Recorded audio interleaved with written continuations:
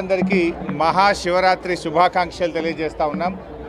ఈ శివరాత్రి పర్వదినాన రాష్ట్ర వ్యాప్తంగా అన్ని దేవాలయాల్లో ఎక్కడ చూసినా కూడా భక్తులందరూ కూడా ఉదయాన్నే వేకువజామున నుంచి కూడా పెద్ద ఎత్తున ఆ శివుడిని దర్శించుకొని ప్రార్థిస్తూ ఉన్నారు।